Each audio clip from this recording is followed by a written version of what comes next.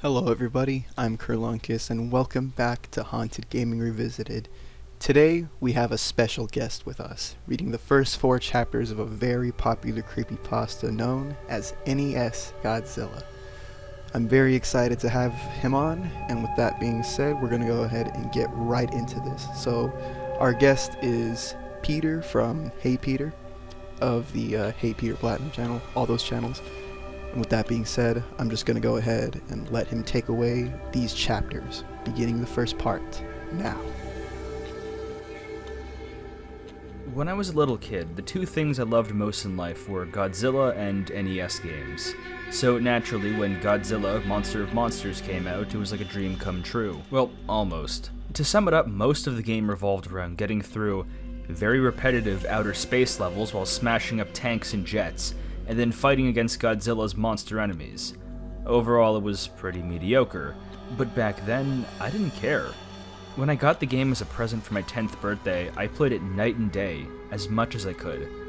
Unfortunately, I had traded the game for Amigom a year later, much to my regret when I found out what that game was like. Recently, I had bought a new NES system, and through a lot of hunting and asking around, my friend Billy finally managed to find a copy of Godzilla, Monster of Monsters. I was pumped to play my favorite childhood game. It never even occurred to me to ask where Billy found it. He also gave me some other games like Legend of Zelda, Bomberman, and some stupid thing called Action 52, but Godzilla had to come first. So I started the game, and the nostalgia came flooding back like a tidal wave. Godzilla's 8-bit theme song flooded proudly through the speakers, and I was soon grinning like an idiot. Some people laugh at me for playing such outdated games, but I've never had as much enjoyment for any games other than those on the NES. Those 8-bit games take me back to a time when things were much simpler, more safe. But after what's happened with this game, I don't think I have those feelings anymore. I'd forgotten how quick the fun of smashing things as Godzilla wore off in the scrolling levels. The game bombards you with bullets and things crashing into you from every direction, and you're too big to avoid most of them. Although my excitement had worn down some, it wasn't long at all before I got to my first boss battle. My first opponent was Ghidorah, an obscure squid kaiju who had never even been in a Godzilla movie. The most annoying thing about fighting Ghidorah is that he always backs you to a corner and starts smacking you with his tentacles, and you're unable to move until he gets off of you. This move doesn't do any damage, but it can stall you until the timer runs out and you have to start the fight over, and he regains some health. It's as annoying as it sounds, and of course, he did it when I fought him. Only for some reason this caused the game to glitch up, because once he started smacking me, he never stopped. The timer is supposed to end the fight in about 40 seconds, but this lasted for nearly 5 minutes. After a while, the graphics started to mess up with little red blocks all over the place, which was weird, but I just took the game out, blew on it, and then started it again. I wasn't about to let a little glitch stand in my way. So I started again, and this time defeated Ghidorah and the level's other boss monster, Mogra, without any problems. So then it was on to the next planet, Mars. I browsed around the board and found something unexpected. Where Varen's piece should have been, there was instead a piece representing Titanosaurus. There were only 10 kaiju in the game, and Titanosaurus was not one of them. Or so I thought. Perhaps Titanosaurus was originally intended to be in the game, but was swapped out with the Varen for some reason. So I began to feel very excited. Not only was I playing my favorite game, but I was playing a prototype in some sort of new monster. Needless to say, I ran through the levels as fast as I could to see Titanosaurus in action. Fought Ghidorah again, and beat him before he can do that tentacle smack. But this time the glitch started happening when he died. Ghidorah's sprite didn't sink to the bottom, but instead seemed to be devoured by the glitch, and his eyes started randomly spawning all over the screen. I now know that these glitches with Ghidorah were my first warning sign that something was very wrong with this game, but foolishly, I ignored it, and proceeded to fight Mogra, who this time had a glitch of his own. Mogra was twice the size he should have been, which startled me. He was also considerably harder to beat than usual, which is to say, not hard at all. But soon I had defeated him also, and when he died, yet another glitch happened. This happened extremely fast, so I was lucky to get a screen cap at all. But what happened was that the giant Mogra sprite started to shatter and melt. Also, if you look at the garbled text in the right corner of the screen, you'll notice what appears to be a bird in a cage. I still have no idea what that meant. At this point, I was about to fight Titanosaurus, and I was worried as to what kind of glitches that would happen this time. But to my surprise, Titanosaurus looked just fine. Although all the game's bipedal monsters were the same height, Titanosaurus was a bit taller.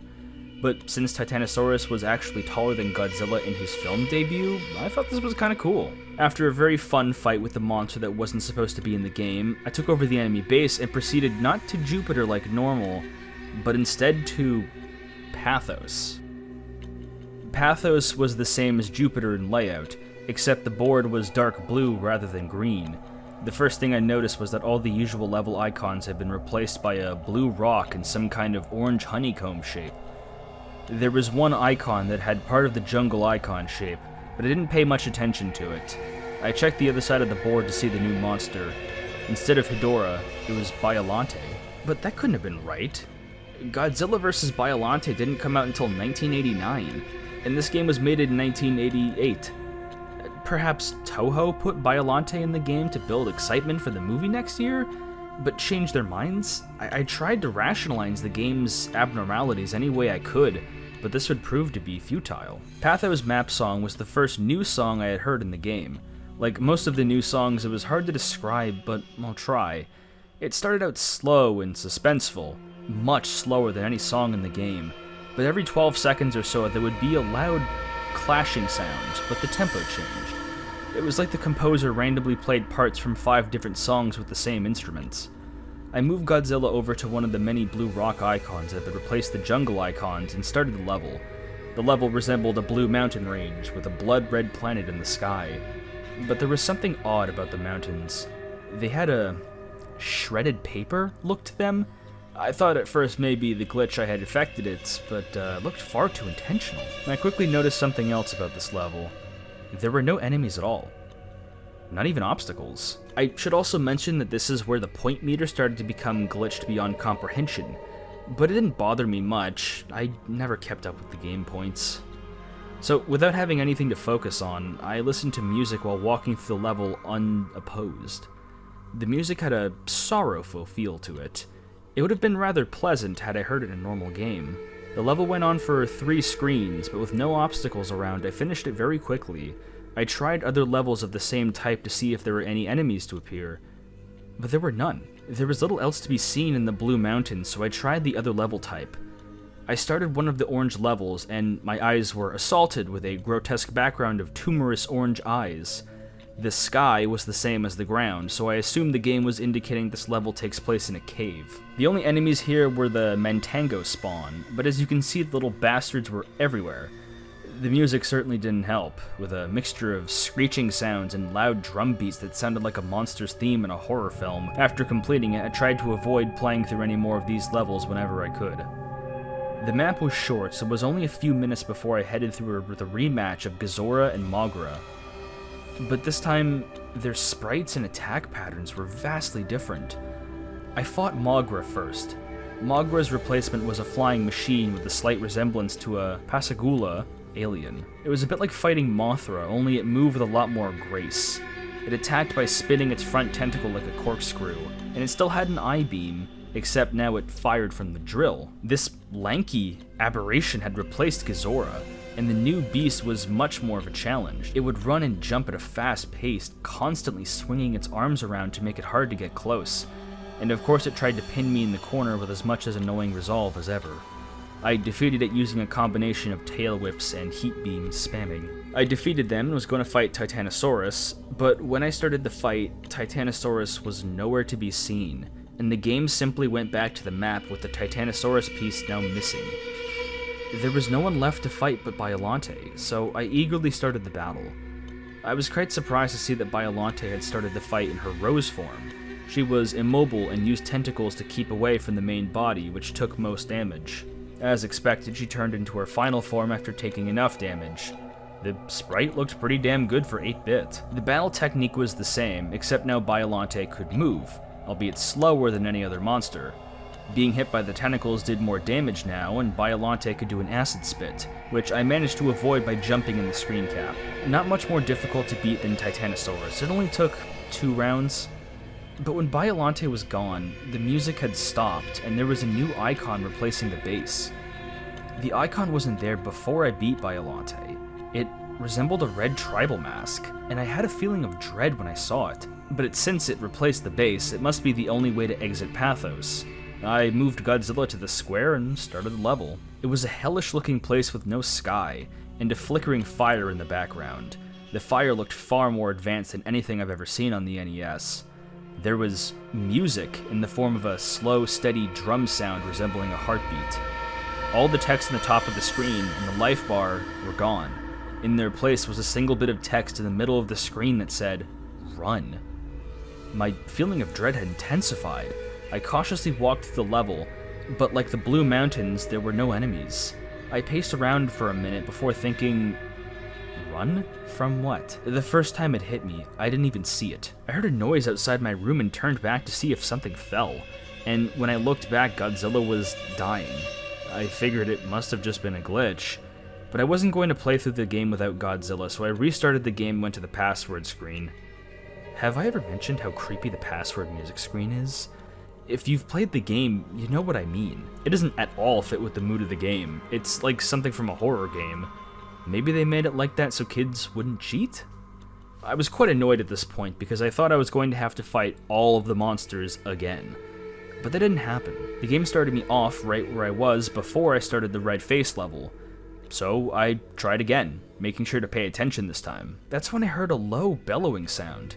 And then I saw it. This thing. Do you know that feeling your body has when you feel like you're in extreme danger? You start to recoil and tense up as the adrenaline flows through your veins, and your nerves start to feel very cold? That's the feeling I had when I took this screen cap. I haven't seen all the Godzilla movies, but I'm pretty damn sure this was never in any of them. It had to be something the creators made up. But what kind of sick fuck would put this in a children's game? By sheer dumb luck, or perhaps the adrenaline boost, I managed to run fast enough to get away from it.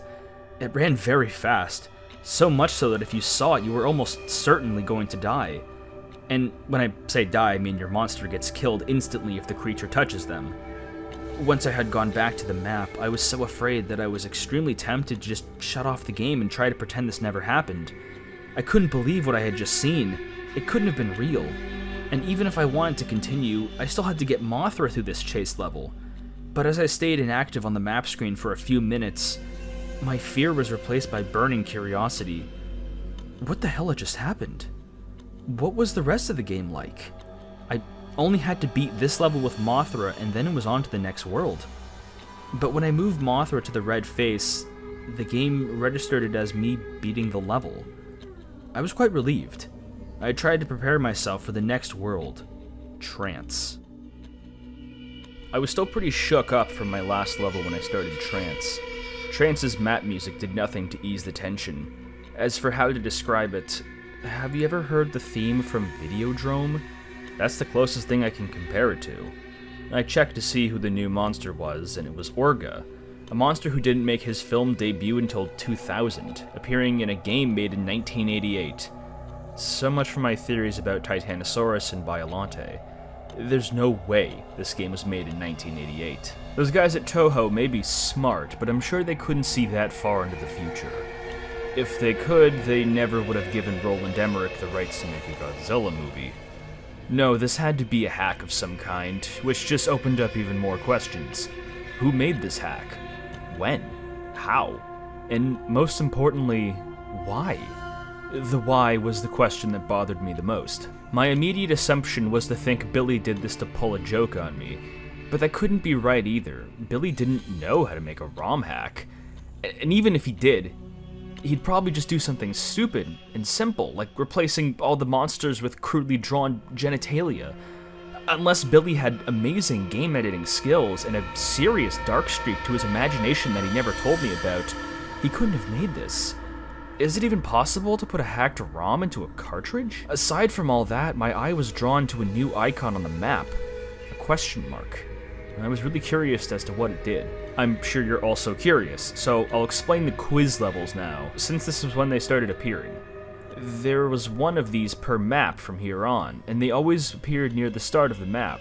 When you start on a quiz level, you'll appear on a screen like this. As you can see, there's questions at the top, a yes and no button, and an emoticon in the center. I refer to the emoticon as face, real creative, I know, and for convenience, I'll refer to face as the one asking the questions. The music for the quiz levels was a track actually in the game. It's the one that plays when you try and use the Ghidorah cheat and get sent to an unplayable level.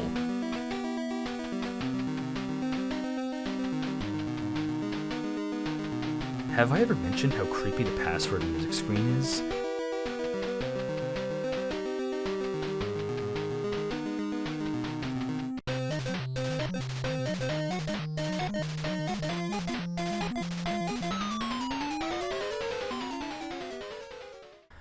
Face asks you 12 yes or no questions, and you move your monster to the buttons for your answer. When you answer, the question disappears and Face changes expressions for about 8 seconds. Then he goes back to neutral and a new question comes up. There was no time limit, nor any right or wrong answers. Face had no respect for the player's personal boundaries, and will sometimes ask deeply disturbing and personal questions. For example, do you like hurting people? Have you ever killed/raped anyone? Have you been molested by a family member? Other times he would just ask questions that were mind-numbingly stupid. Is the sun hot? Is water wet? Or just flat out ridiculous. Does your dog like the president? And maybe once per quiz, Face would ask you a question about the game. With one exception, Face's expression change seemed to have no effect on the game, except for indicating what the game's creator thought of your answer. His reactions rarely made any sense, and at first I thought they were randomly generated. The questions never followed a pattern. Face never stayed on the same subject for more than 2 questions. Early on, there were questions that made me think Face was building up to something, only to then ask some stupid garbage. Here are the expressions of Face that I saw while playing. I'll separate them into 2 categories: the expressions I understood and the expressions I didn't. First are the expressions I understood. Neutral, his default expression. Angry. If you try and attack Face, his expression will change to this, but nothing else happens. Sad. Happy. Sick. Maniacal. Face made this expression when he's being an asshole. You'll see what I mean later. Surprised. Love. Annoyed. Confused. Guilty/hurt. And here are the others. 2 of these only appeared once, numbers 1 and 12, and I suspected they might have been in-jokes from the creator. The respective questions were, do you like ice cream, and are you a tough guy?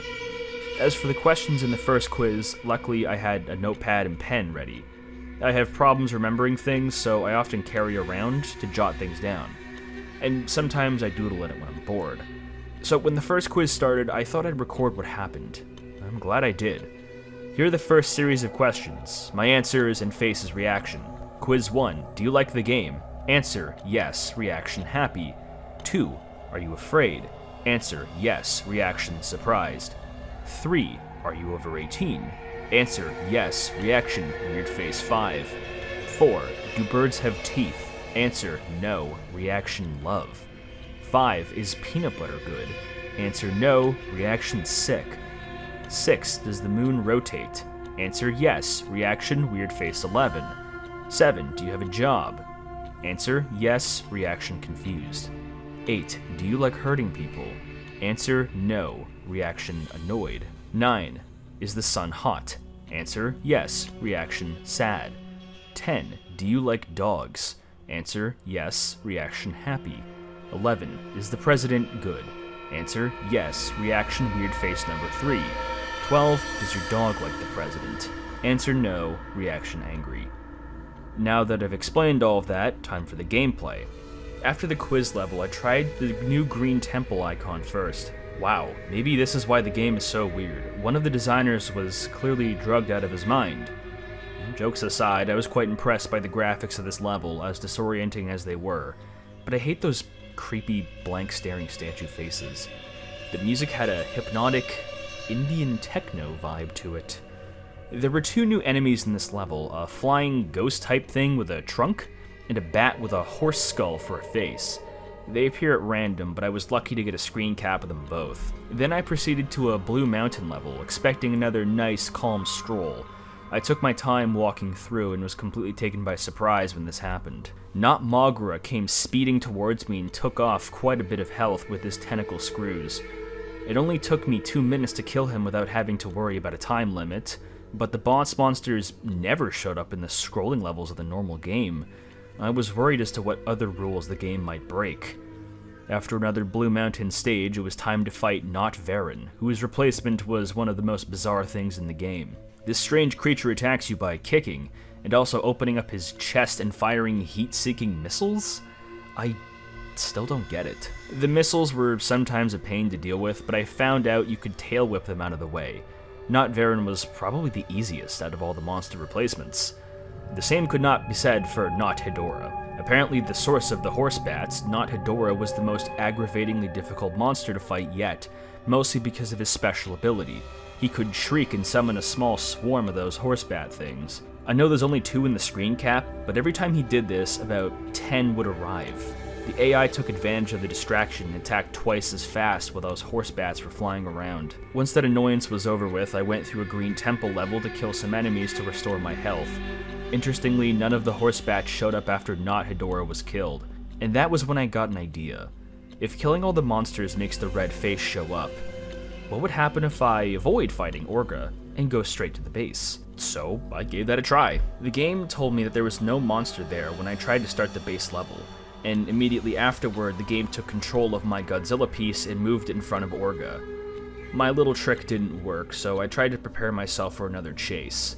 But first, I had to beat Orga. The fight with Orga confirmed another thing. Whoever created this game was clearly a Godzilla fan. Not only because they picked a monster like Orga, but because they actually implemented something that happened in Godzilla 2000 in a really neat way. Orga's primary attacks were a punch and a heat beam from his shoulder cavity, but once you had got him down to half his health, he did something new. He would expand his jaws and try and swallow Godzilla, in the process stealing your health and energy. But in doing so, he gave himself a new weakness. Firing a heat beam into his mouth would take a devastating 4 bars off his life meter. With that weakness revealed, I soon beat Orga, and despite how much I had hoped otherwise, the red face appeared on the map where the base was, and the music stopped. I readied myself as best as I could. I started the level, and seeing that it was basically the same as the first, I didn't waste a millisecond before I started hauling ass. I soon encountered obstacles in the form of the ground tiles suspended in the air. Most of them you could jump over or destroy, others you had to crouch under. About 40 seconds into it, I heard a horrible bellowing roar and saw the spider beast following close behind me. Stacks of obstacles barely slowed it down. It would back up and then charge its way through them, smashing them into bits. And when the smaller obstacles got in its way, it would expand its jaws and swallow them whole. I was afraid, but with fast thinking and faster button pressing, I escaped him yet again. I felt really excited, and so I laughed and said, "Not this time, asshole." I decided to take a screen cap to celebrate. But when I said that sentence, just before the level ended, the monster did something that made my blood run cold. It looked at me. That wave of mortal terror overtook me again, and I sure as hell wasn't laughing anymore. I took another screen cap of the next level title right before I was rushed to the bathroom to splash some water on my face, and to take a piss that I nearly failed to contain when that fucking thing looked at me. When I got back to the game, I was getting very upset and confused. I thought about the way the monster had looked at me. The game couldn't have heard what I said. That's impossible. It had to be a random occurrence. But why did it happen precisely at that moment I insulted the monster? Nothing about the game made any sense. The new Godzilla monsters, the weird replacement monsters, out-of-place imagery like the green temples, quiz levels, and the red monster chases, it didn't seem to add up in any kind of meaningful way. If it was a prank, it wasn't funny in any way I could understand, and they clearly put far too much effort into it. If they were trying to make a genuine sequel with new Godzilla monsters, then why did they add everything else? Maybe it was some kind of art experiment, some group project made by a bunch of really talented and crazy people, and they lost the cartridge somehow? Or maybe they intended for some random person to find it. It was all just fruitless guessing. As far as I could tell, there was only one way to figure out what the deal was with this game was. To play it through the end. Maybe, just maybe, there would be something in the credits, an explanation by the creators as to why they made this. Or it could be something much more cryptic and strange, maybe even something horrifying. Before I got a good look at the dementia board, I considered replaying Trance to see if the red monster would look at me again, but I decided against it. I wanted to keep moving forward. I was also somewhat worried that backtracking might cause the game to become even more strange. The dementia board music sounded a lot like the Saturn music, except it was slowed down, and played with a piano-sounding instrument. Like most of these new map themes, it had a dangerous, suspenseful feel. While listening to the music, I looked up at the dementia board. There were 4 boss monsters this time: Space Godzilla, Manda, Gigan, and Baragon. I was surprised that there were 2 new Toho monsters this time, but the best surprise was still to come. I started the quiz level. Here's another list of results in the same format as the last one. 1. Can you swim? Answer, yes. Reaction, happy. 2. Do you like fish? Answer, yes. Reaction, sick. 3. Can penguins fly? Answer, no. Reaction, sad. 4. Can it spin in all directions? There was no clarification what face meant by it, so I just guessed. Answer, no. Reaction, surprised. 5. Do you breathe oxygen? Answer, yes. Reaction, weird face, 8. 6. Does it taste good when you bite a woman? I don't know who came up with that question, but I really hope they're getting mental help. Answer, no. Reaction, annoyed. 7. Is it night where you are? Answer, yes. Reaction, weird face, 6. 8. Do you like cats? Answer, yes. Reaction, confused. 9. Is water wet? Answer, yes. Reaction, angry. 10. Have you ever broken a bone?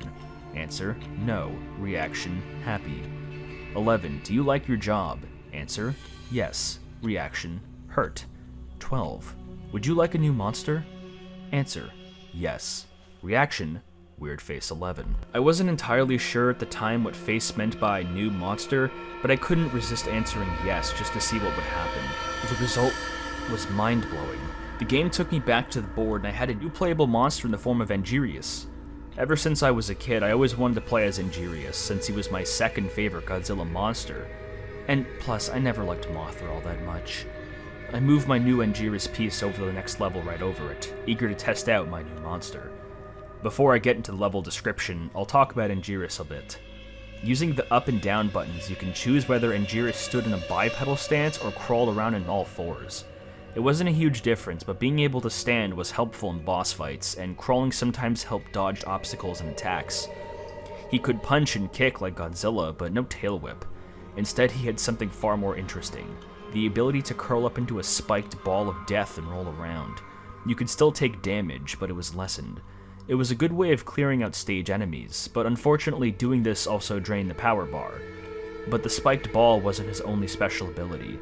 When you press start, he would fire a beam of energy from his mouth.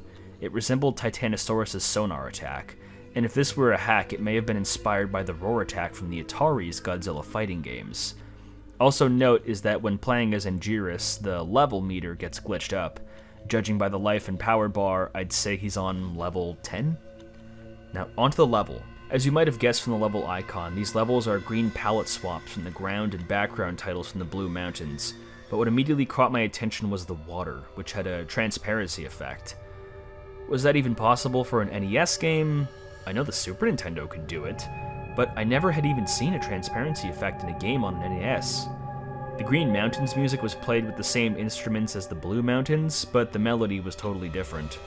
It was a very simple song with a lot of abrupt pauses, followed by a loud note every few seconds. Anyways, I went through the usual strolling through the level, and again there were no monsters or anything, but pretty soon I had reached a cliff above the water. There was nowhere to go but into the water, so I went down. The water transparency made things a bit harder to see, but it's tolerable. After going underwater, I encountered 2 new enemies, a giant piranha and some kind of spiky bottom feeder thing. I liked the piranha because I could easily tell what it was.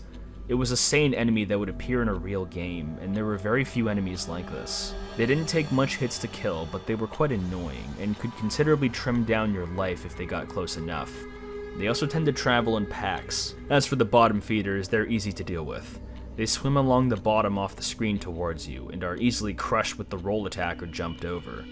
In this screen cap, you can see me about to run one of them over, and there's a pack of piranha behind it. After I beat the level, I moved Godzilla into the blue castle icon.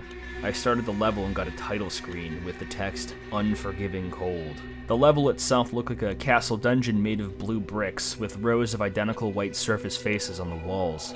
These statue faces had a permanent look of horror on their faces. There was also some flickering gray static, which didn't really obscure my vision, but it adds to the very unsettling mood of these levels. Music was a 12-second loop of a low-pitched choir vocalizing that sounded very familiar to me. Whenever I played through one of these levels, I got this sudden, horrible feeling of anxiety. I had the feeling that the farther I progressed through the level, the closer I was getting to something unspeakably evil. There weren't any enemies, but these weren't some of the longest levels in the game. I had only played one level, but it took 7 minutes to complete. I didn't want to admit it to myself at the time, but I realized something playing the Blue Castle level. This game has the power to make the player feel certain things.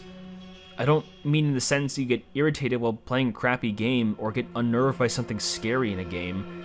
What I mean is that certain events in this game can instantly make you feel like feeling something. I know that sounds completely insane. I don't blame you for not believing me. I wouldn't believe any of this either if I didn't play the game myself. But there is something very, very wrong with this game, and I still don't know how to explain it. So, then it was time to fight Baragon's replacement. Although Baragon was originally the smallest monster in the game, his replacement was the largest. It was so tall, in fact, that the ground was noticeably lowered, and not Baragon's head still barely avoided collision with the bar at the top of the screen, and he was just as frighteningly bizarre as he was huge. You may be wondering how he attacks without arms. Well, he has the most powerful kick in the game, but his other fighting technique is much stranger. First, he blasts a cloudy breath of pixels down at you, which causes you to freeze. Then he walks back to the right corner of the screen and extends a huge Gatling gun from his abdomen. That might seem amusing to you, but it certainly wasn't to me when I played the game. This attack was almost as annoying as Gigan's saw, and not Baragon could have been unbeatable if he consistently used it. Thankfully, he only did it twice while fighting him. Once you unfreeze, you can run up and start damaging the gun, which does extra damage to him. This helped me to destroy him, and then it was time to play the third level type. I decided I was going to use Angiris to fight Monda and Gigan, and then Space Godzilla as Godzilla. It was only fitting. Before getting into the battles, I'll describe the third level type, the Arctic. The Arctic is exactly what you'd guess from the name, an icy tundra with a few watery segments. Their music reminded me a bit of Northern Hemispheres from Donkey Kong Country in an 8-bit form. A very dangerous sounding song. It made me think about being trapped in a tundra and freezing to death. There were 2 new enemies in this stage. The first was a creature frozen in a block of ice. They block your way and you have to use that heat beam to thaw them out of the ice. They look a bit like a smaller version of Not Gazora, only with one eye. When free, they do a strange crawling movement and push you backwards. It doesn't cause any damage, but it's a bit annoying. After dealing with the Iceman, I kept walking for a minute or two and came upon a water segment. I jumped in, and this time I managed to get a screen cap showing how the water splashes when you jump in. Don't know how they programmed that, but it's pretty impressive. Another interesting thing is how the screen changes focus when you go underwater. Here you can see the other new enemy, a little thing I call the Spike Walker. They walk towards you and explode randomly, or instantly if you attack them, sending spikes in every direction. The spikes don't do much damage, but they did get me dangerously close into falling into a pit a few times. Oh, speaking of pits, down in the water, the game has platformer elements, bottomless pits. There weren't any of these in the original game since it was strictly an action game, but the pits were a neat addition. After getting back on land, I encountered a very unexpected mini-boss, Maguma, the walrus kaiju. I know this game has some obscure monsters to begin with, but wow.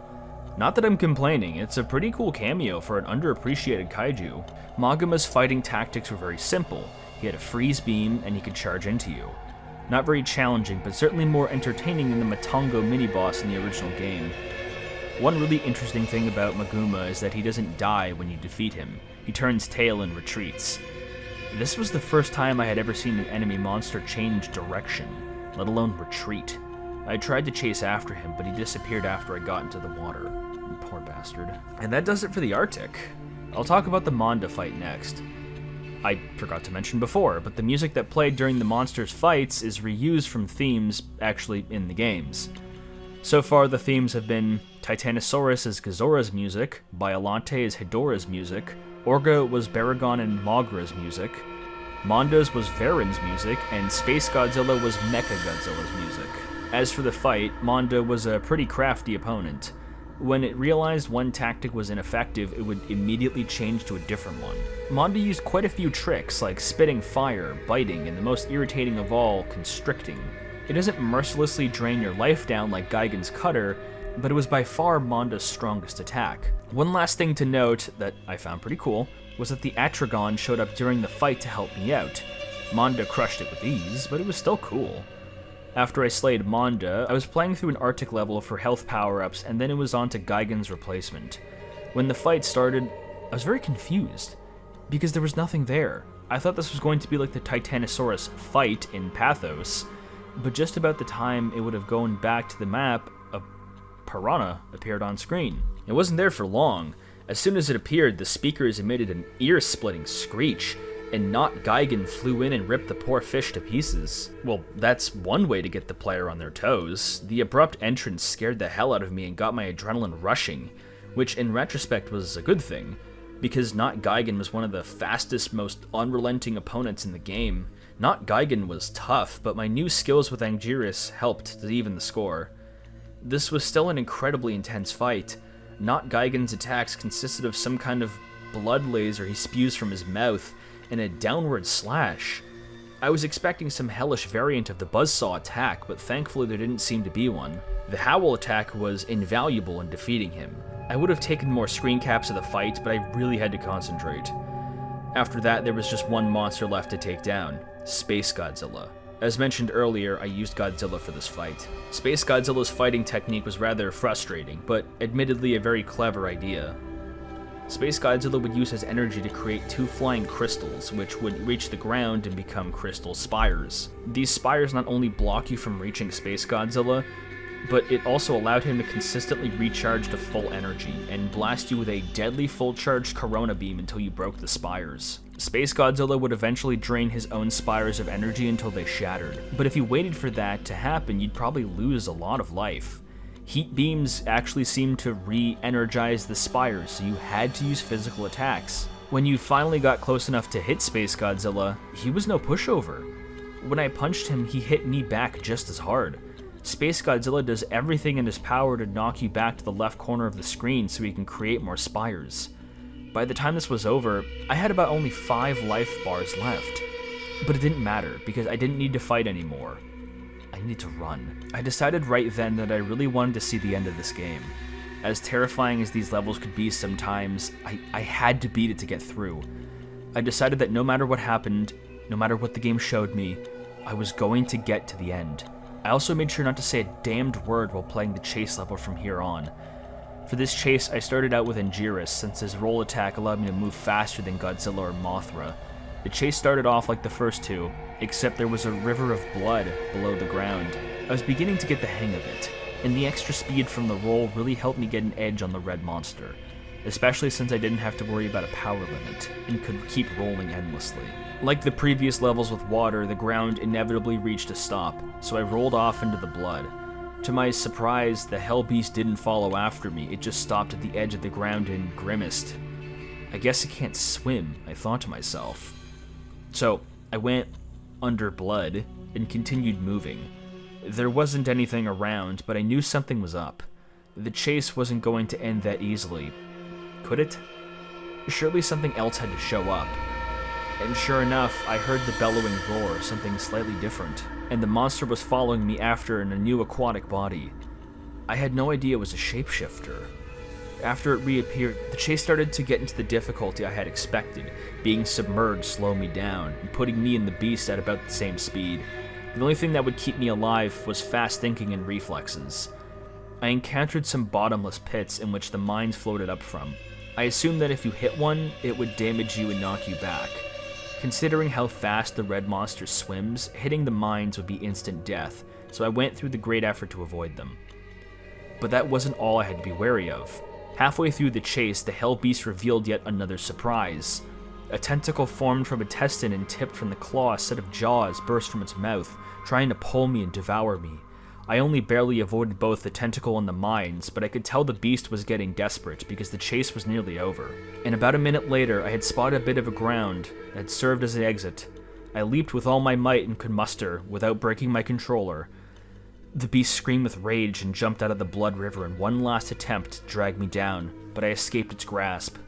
This time, I fell back on my bed and took a deep breath, satisfied with yet another successful escape.